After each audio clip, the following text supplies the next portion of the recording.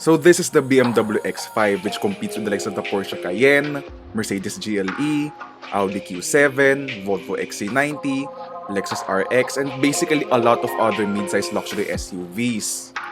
It's also extremely well priced next to its competitors. And with the X5's straight-six turbo diesel engine being one of its highlights, is the X5's top-notch driving dynamics enough to sway you from its competitors?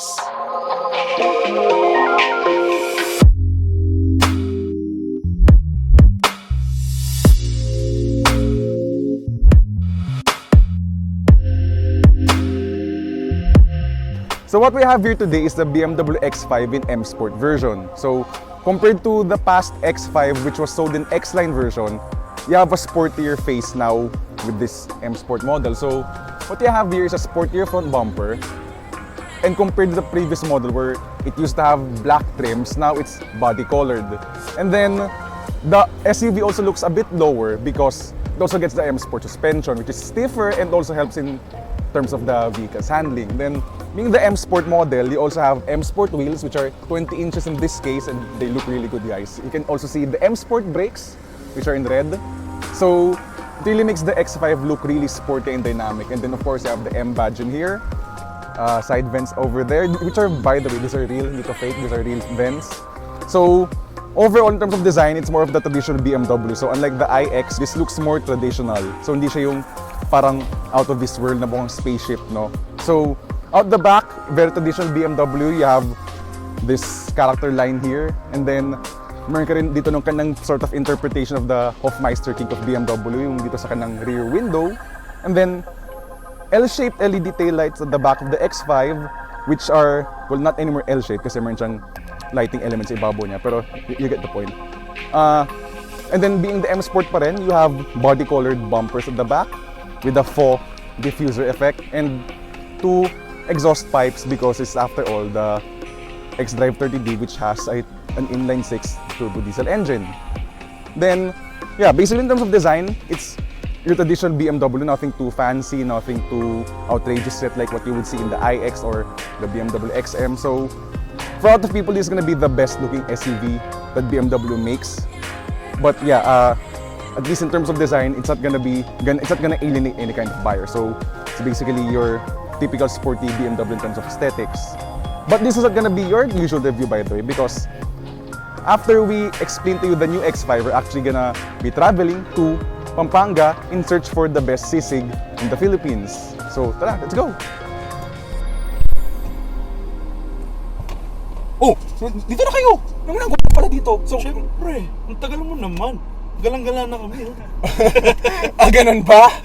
Okay. So mukhang excited sila for the sisig pala, kaya sila abang na sa kotse. Pero anyhow, tara na. Guys, let's go.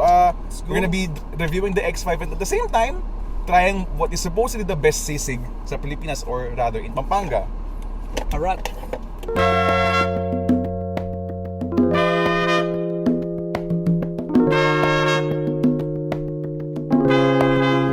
So, musta guys? Musta guys ang BMW X5 sa ganitong kabilis takbo? Well, syempre dahil BMW and German engineering. Smooth. Pinapansin ko talaga sa kanya, pagka nag-accelerate ka, hindi mo ramdam yung pag-upshift ng gear niya at saka pag-downshift. Tulad ngayon? Tulad ng ganyan. Hindi mo siya ramdam na mag-rev muna siya, mag-over-rev bago lumipat ng isang gear. Hindi mo ramdam yun. Napakaganda ng pagkakagawa ng machine niya, ng machinery. Gearbox. Tama naman, fine. So that's one thing that I like about BMW. So I always mention this sa lahat ng reviews ko ng BMW, no. So they make the best transmissions sa industriya. Yung ZF8 speed nila. Okay, that's made by ZF, not by BMW, pero it's BMW's input with the ZF transmission sa supply na from Germany na yun, no. Anyhow, ayun nga. Yun talaga yung favorite transmission ko in the industry. One of my favorites at least. And yun nga, as mentioned, it shifts fast, smoothly, imperceptibly smooth yung shifts. That's why it's used by other brands like Maserati, Jaguar Land Rover cars, tsaka certain Dodge and ano pa nga Chrysler muscle cars. And I think we can all agree with this part, guys, no, na ang sobrang tahimik niya.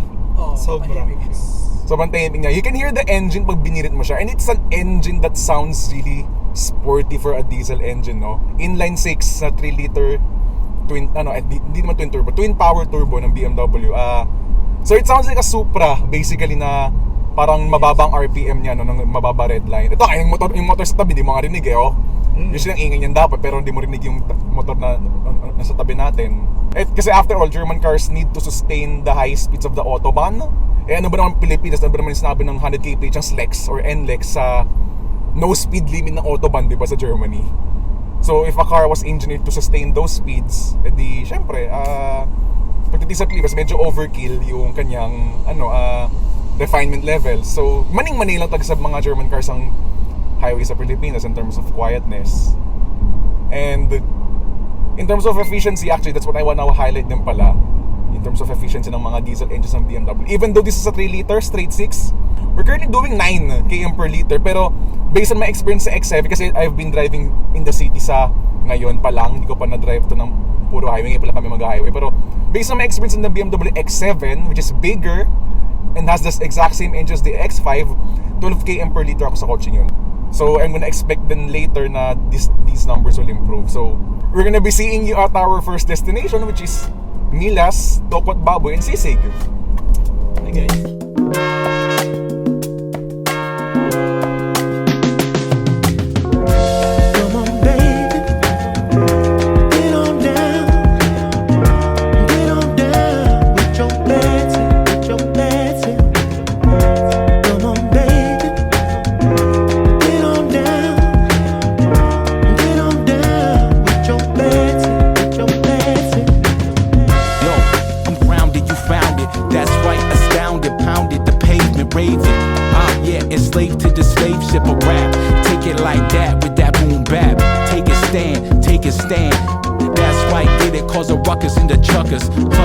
Get it in your shoes, in the grooves, with your socks off, block part, yeah, that's a rock star. We don't fear it, got the spirit that's real, and this is how we come on grab the mic and steal. We don't fear it, got the spirit that's real, and this is how we come on grab the mic and steal. So kumusta naman yung natin food experience sa Mila's? Sobrang busog. Ang Ang sarap sarap. ng sisig niya. Yung gawa ng Pampanga, different level siya ng nakasanayan. Masarap siya, authentic na hindi sila pareho silang masarap. Parang magkaiba lang sila ng culture. Tsaka balanse yung crunchy tsaka yung juicy na part ng sisig, hindi siya yung lamang sa either, parang balanse lang. Tsaka nagustuhan ko sa kanya, hindi mo na kailangan ng sauce. Hindi mo na kailangan maglagay ng toyo, ng kalamansi. It's built into the it's built into Ang sarap na na siya. Mang Tomas! Anyhow, after this sisig expedition natin, we're gonna have a bit of coffee naman with what is the only third wave coffee in Pampanga, in Angeles.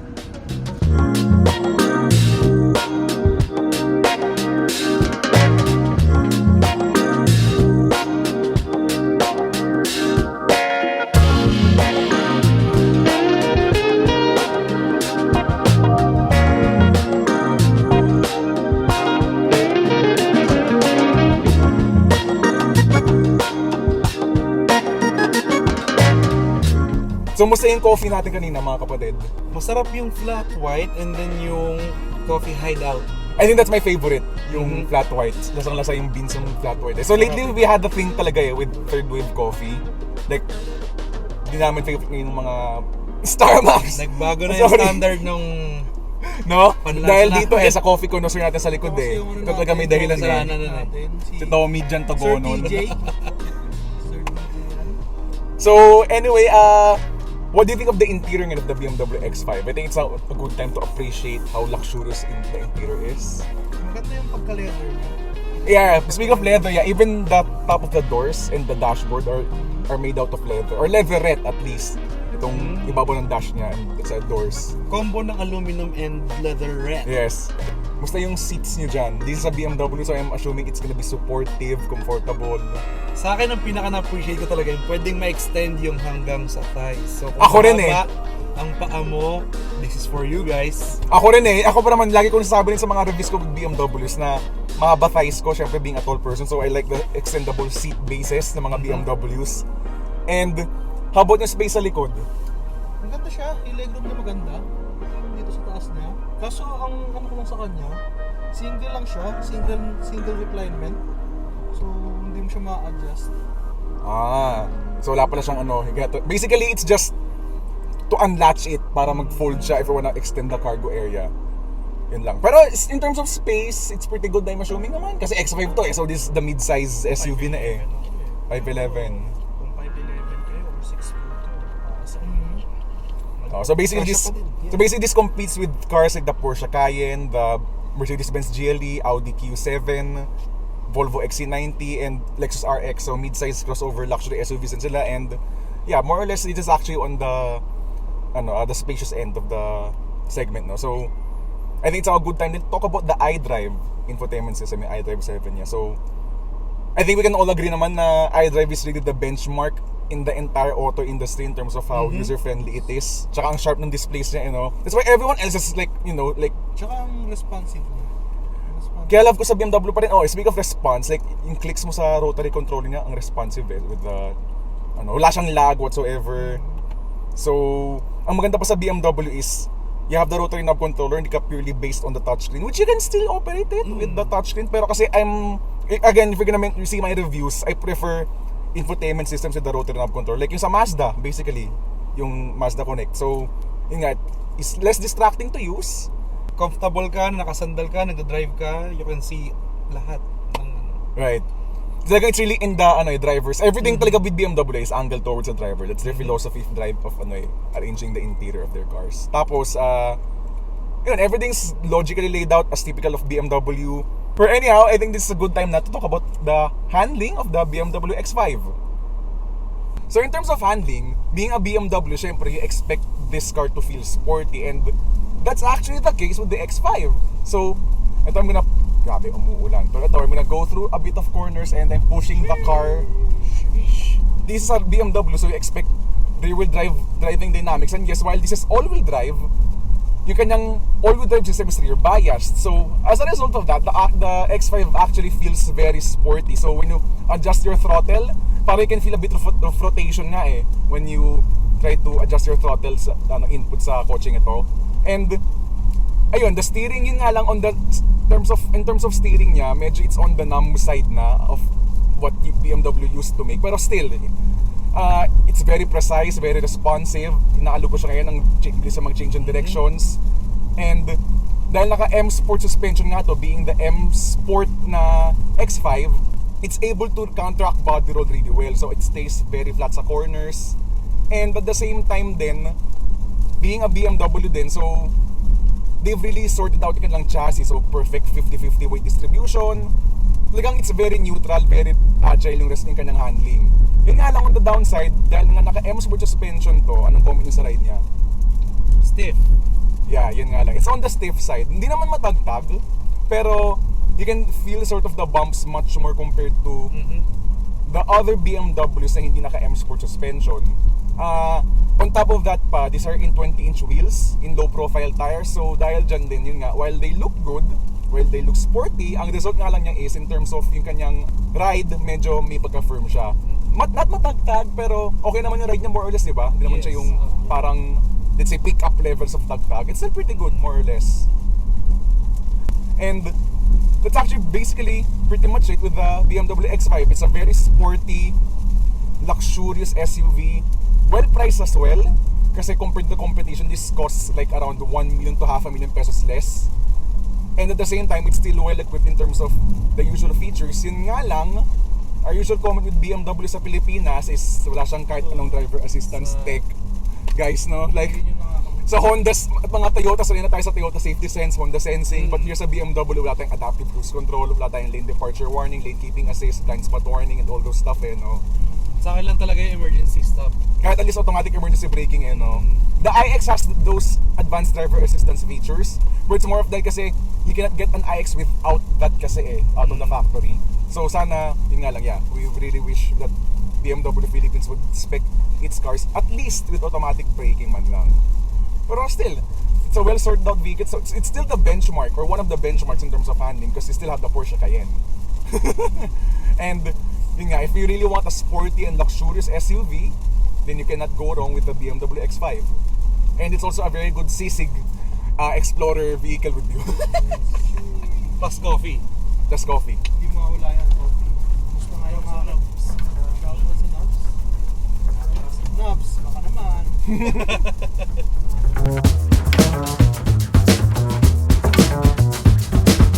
Lastly, before we conclude this review, we have to talk about the BMW X5's cargo space, which is at 650 liters. That's actually quite a lot of space, though the Mercedes-Benz GLE offers a class-leading 690 liters. Yun nga lang, for roughly the same base MSRP, the GLE only comes with a 4-cylinder diesel engine as opposed to the X5's fruitier straight 6. Anyhow, despite having a lack of driver assistance features, the BMW X5 is still hard to beat, especially when you consider that it costs a little under 6 million pesos, which except for the Lexus RX, is a couple 100,000 to a million pesos less compared to its competition. If you're looking for a mid-size luxury SUV with athletic driving dynamics, then you couldn't go wrong with the BMW X5's unbeatable value for money. Assuming of course value for money means buying a mid-size luxury German SUV.